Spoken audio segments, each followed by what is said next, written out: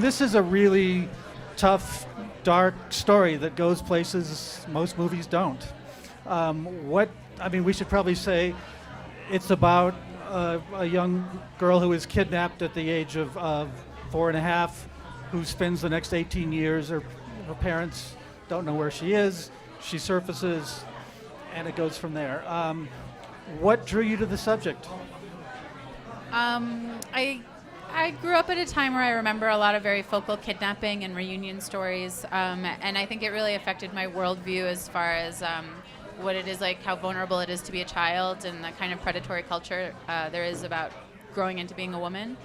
And so the circumstances themselves were very interesting to me because of that. And then also, for me, it was just a window into a story about love and relationships and identity and nature versus nurture. So even though the circumstances of the film are very specific, I think a lot of the questions and the struggle that the characters have are universal. Right. So, Saoirse, I mean, this is a role unlike anything you've done, unlike anything most people have done. How did you prepare for something like that? I mean, did you look at real cases, or where did it come from? I actually didn't know. One of the first questions that I asked Nicole when I met her for the first time about the project was, what research had she done? Were there any particular stories that kind of inspired the script and the play? And just because at that time as well, this was about 1.5 years ago, and there were so many stories coming out about young women who had either escaped from their captive or had been discovered, or similar situations had been in the press.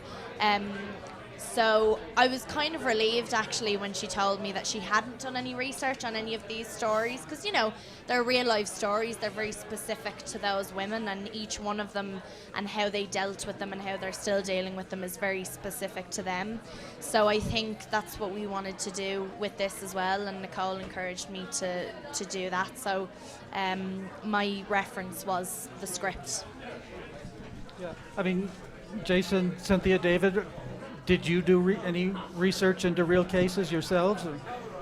Well, I hope I'm not speaking out of turn, and I think, although that's the bare bones of the plot that you explained, it's not really about kidnap or any of the cases that have been in the paper. It might have inspired Nicole to think, but in the end, for me, the story is themes of connection. What makes us who we are? What makes us love? What makes us lose? What defines us as a personality?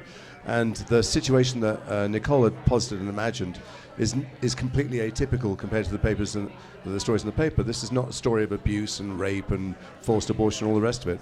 It's a story about, well, I don't want to, if it could be encapsulated in 2 sentences, she wouldn't have written a beautiful film. But it's none of those things. And so finding out about those men, about Fritzl and Austria and all those things would have been pointless. So I took as my starting point Nicole's idea that I had captured and then raised somebody that I loved and who was mine completely, and what that would feel like. There's nothing generic about any of the characters, and so looking elsewhere for inspiration would have been an odd thing to do, I think.